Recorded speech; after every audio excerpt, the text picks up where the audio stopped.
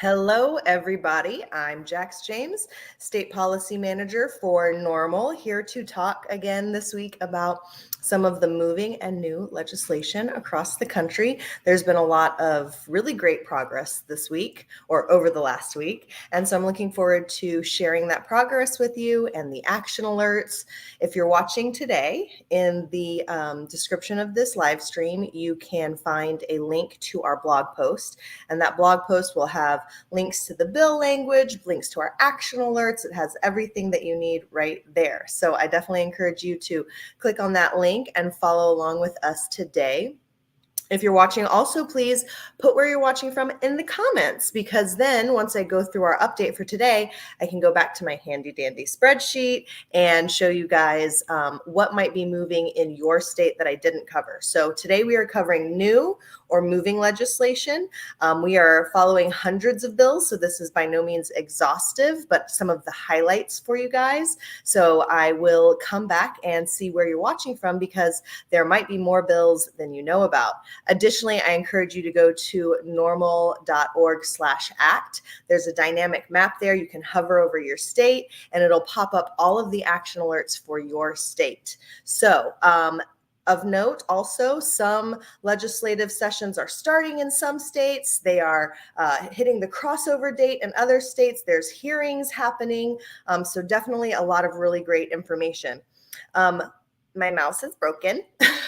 So while I'm navigating to look up some of your stuff in a little bit, I'm sorry, my screen might shake a little bit, but I'm sure you all will live. So let's go ahead and start with bills having to do with legalization that are on the move. Let's talk about Delaware. So two really great bills in Delaware, HB 1 and HB 2. HB 1 depenalizes or removes all charges with a personal possession of cannabis for those 21 and up. HB 2 creates an infrastructure for a legalized adult use market in Delaware. And both of these bills have passed the House with a supermajority. They have both passed the Senate Health and Social Services Committee, and now they're heading to the Senate floor. So if you are watching in Delaware, make sure that you send in a message to support this effort. Let your senators know you support it. We've also included Governor Carney on that legislation, or on that action alert, because he has vetoed legislation like this in the past. New Hampshire, some great movement in New Hampshire. There's two bills, HB 639, which creates a regulatory infrastructure under the Liquor and Cannabis Commission, where 21 and older can purchase, possess, and gift up to 4 ounces, and it sets up the whole market there. Then there's also HB 360, which legalizes the possession and use of cannabis for those 21 and up by striking most of the cannabis references in the Controlled Drugs Act. So HB 639 has been amended and passed the House Commerce and Consumer Affairs Committee. It's heading to the House Ways and Means before it goes to the House floor for a full vote. HB 360, though, has passed the House and will soon be on its way to the Senate. We've got some medical access that I wanted to talk about across the country. The first bill being in Arizona, SB 1466 would include PTSD and autism as qualifying conditions, as well as making it free for veterans to register in the medical cannabis program. So this bill was previously passed by the Senate 24-6, and now it has been passed by the Health and Human Services Committee. So it's heading to the House floor. If you're watching in Arizona, make sure that you participate in that action alert to let your representative know that you support making the medical program more inclusive in Arizona. Now, in Kansas, Senate Bill 135 sought to allow qualified patients to access medical cannabis, but this bill was tabled after being heard by the Senate Committee on Federal and State Affairs. So for now, that legislation, unfortunately, is dead in Kansas.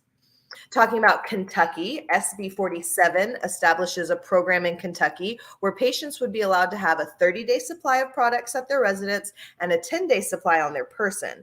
However, the legislation didn't allow for inhaled uptake methods or for home cultivation. Now, this bill has been passed by members of the Senate, and it's now scheduled to be heard by the members of the House of Representatives. House members have previously passed similar versions of this bill in prior sessions, and members of the Senate had not. So it does look like this bill could be on its way to pass in Kentucky, but we never want to take anything for granted. So I definitely include all of you guys watching from Kentucky tuning in there. Now, I would like to talk real quickly about my home state, Texas. We have a very limited program here in Texas, and HB 1805 would not only add chronic pain to the condition, but it would replace the THC cap by instituting a volumetric dosage of 10 milligrams. It also empowers the Department of State Health Services to add additional qualifying conditions through an administrative process. This bill was passed by the members of the House Public Health Committee, of which the author is the chair, and it now heads to the Calendars Committee so that it can be scheduled for consideration by the whole House of the whole Texas House of Representatives. I don't know why that was a tongue twister. So if you are watching in Texas, we currently have two bills, a medical improvement bill and a penalty reduction bill that are in calendars. So definitely participate in those action alerts. Now, before I get to some of the other bills that I want to cover, I'm going to come back over to the comments and see where you guys are watching from. So I may be going over your state today. I may not be going over your state today, but I want to know where you're watching from so that I can go back to my spreadsheet and take a look and let you know, is there legislation that you can participate in supporting? All right, commenters, here I am. We've got some people from Minnesota. I will chat about that. Indiana. I don't have any legislation about that today, but I will come back to see if there's anything pending. California definitely has some bills going on. Alabama, Illinois. I will have some Illinois bills to cover. Oregon, Iowa. Oregon definitely has legislation. I think Iowa had a crossover date recently, but I will have to double check on that. We've also got people watching from North Carolina. Okay, awesome. I love seeing that, guys. Thank you so much for commenting. I'm going to go over a few more bills before I do some of that research for you. So let's go back to our update for this week. So I saw someone was in the comments from Illinois, and this next bill is for you. Senate Bill 125 prohibits police from citing for the odor of burnt or raw cannabis as probable cause to conduct a vehicle search. This bill is scheduled for a hearing in the Senate Special Committee on Criminal Law and Public Safety today. So definitely, if you are watching from Illinois, use that action alert link in the blog from today and let them know that you support this legislation. I'm not sure if I saw anyone from Maryland in the comments, but whole bunch of movement up in Maryland. So we are excited to let you know what's going on there. Of course, there is a cannabis omnibus bill that would take the passage of the recent referendum in November and turn that into statute. And that bill is continuing to make its movement through the system. So definitely make sure you participate in that. But we've got some other bills as well. Senate Bill 51 amends statutes relating to suspicion, probable cause, and cannabis possession. And this bill has passed the Senate Judicial Proceedings Committee with amendments. Additionally, HB 980 prohibits defendants in pretrial, probation, and parole processes from having their release revoked solely because of cannabis use. And this bill has passed the House Judiciary Committee with amendments. HB 232 amends the state child neglect laws in such a way that it excludes the use of cannabis in certain circumstances. HB 232 was passed by the members of the House with a vote of 134-1, and it's scheduled for hearing in the Senate Judicial Proceeding Committee today. So definitely make sure that you participate in that action alert. Additionally, in Maryland, Senate Bill 587 and its companion House Bill 1135 allow for the use of medical cannabis by qualified patient on the ground of certain healthcare facilities. HB, the House version, 1135, passed the House with a vote of 97-38. Then we've got HB 980 in Maryland, which prohibits defendants. Wait, we went over 980. Sorry, my bad. Let's go ahead and instead talk about HB 1071, which also has to do with the odor of cannabis. It has passed the House with a vote of 98-34. Now, this week in Massachusetts, we saw a lot of bills being filed. We have some more action alerts to create on these, so definitely stay tuned for more. But this is what we have for you so far. HB 1949 ensures that workers' compensation insurance plans reimburse their injured employees for their medical cannabis costs. Senate Bill 929 eliminates mandatory minimum sentences for drug-related offenses from the law and provides greater discretion to judges on the sentencing process. Senate Bill 1082 establishes reciprocity for out-of-state medical cannabis patients to purchase their medications in the state of Massachusetts. Senate Bill 59 allows students to possess and consume their medical cannabis on the premises of their campuses. HB 114 protects employment and worker rights of medical cannabis patients in the state. The bill would prohibit anyone from being discharged, disciplined, or in any other manner discriminated against because of their use of medical cannabis outside of the workplace. So, good bills happening in Massachusetts, more to come. Stay tuned for that. In New Hampshire, there are two bills I want to highlight. First is HB 82, which prevents employers from refusing to hire or even fire qualified medical marijuana patients based solely on a positive drug test. Unfortunately, this bill has been tabled for the rest of the year, but it could be addressed at the beginning of next year if they decide to bring it back up. There is a bill, however, that you can participate in an action alert on. HB 431 permits qualifying patients and designated caregivers to cultivate cannabis. They would have up to 6 plants, 3 of which could be mature. And under existing law, qualified patients have to purchase cannabis from retailers and are not currently allowed to home cultivate. Recently, the New Hampshire Therapeutic Cannabis Medical Oversight Board voted to endorse legalizing medical marijuana home cultivation. So we were really happy to see that pass the House. I encourage you to participate in the action alert that we have in our blog post today.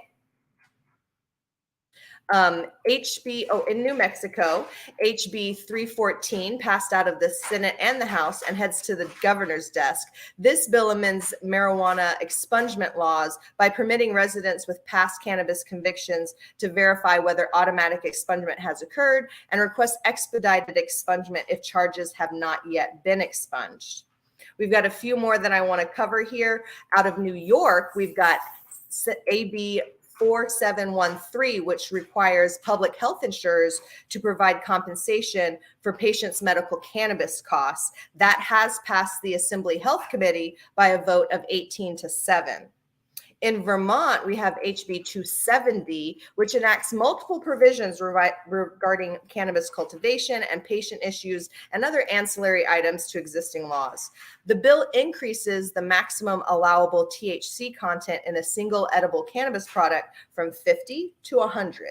It also allows medical cannabis patients to grow up to 6 mature and 12 immature plants. It further expands the list of qualifying conditions, and it increases the number of patients a caregiver may provide service to. It also removes the annual registration fees for qualified caregivers. Now, HB 270 has been passed by the members of the Vermont House Ways and Means Committee. So that one is on the move to the House floor. In Washington, we have HB 1563, which would provide protections for medical cannabis users in Washington. If passed, qualifying patients who hold valid authorization but who have not been entered into the database would not be able to be arrested as long as they are able to show that they were supposed to have their card. Now, there is one item that I want to highlight that NORML does oppose out of Kentucky. It's Senate Bill 228, and it imposes an arbitrary 5 nanogram THC per se limit for motorists. NORML opposes these limits because the presence of THC in the blood is not a consistent indicator of recent cannabis use or impairment, as it can stay in your blood for days or even weeks. So this bill has been passed by the members of the Senate and now heads to the House. Please, those of you in Kentucky, help us oppose this legislation. So those are all of the bills that I wanted to highlight with you guys today. I'm going to come back over here to the comments, see where you're watching from, and see if there's any bills that I can point out to you. Okay, so Minneapolis, we discussed the legalization bill that is happening there. It is definitely on the move. Participate in that action alert. And just for the record, if you don't see your state listed in the blog today, go to norml.org/act, hover over that dynamic map on your state, and it will pop up all the action alerts that we have going on there. Now in Indiana, let me check for that. Now I'm sorry, but my screen might move around a little bit because my mouse is not working. So in Indiana, there is no currently active legislation there. So unfortunately, that is not something you can participate in now. California, I did mention some of the bills that are moving in California, so definitely participate there. Illinois, I only covered one bill today, but there's actually a handful there that you can participate in. Iowa, the crossover date has occurred and the bills didn't make it through to the other chamber, and so unfortunately there's no active legislation there. Oregon, let me double check. I do believe in Oregon, there are both employment protection bills and a bill to add conditions and protect nurses. So I definitely encourage you to participate there. Let's see, I see North Carolina. Sorry for the shaking. In North Carolina, there is a medical bill, SB3, that you can participate in supporting so that we can make sure to get a good medical program there. I see Pennsylvania. There is a bill right now regarding DUI that we have an action alert up for, so definitely participate in that. Let's see. I went over Texas. Texas has both a medical and a penalty reduction bill that have passed out of committee and are in calendars awaiting to be scheduled for debate and vote on the House floor. Okay, those are all of the states that I'm seeing there right now. So let me give a brief recap. We have a ton of bills that we are following, hundreds, in fact, across the country. Our blog today is a brief highlight of some of the moving and new legislation, but norml.org/act, hovering over your state on that map will bring up every active bill for your state so you can participate. Additionally, I encourage all of you guys to get in and connect with the chapters in your state. So you can go to our website, click on chapters, see if there's one near you and get involved with them. If there's not one, there's even a process by which you can apply to become a chapter and hopefully open one up in your state. Lastly, I want to just say that NORML is a patient and consumer advocacy organization that has been around since the 70s.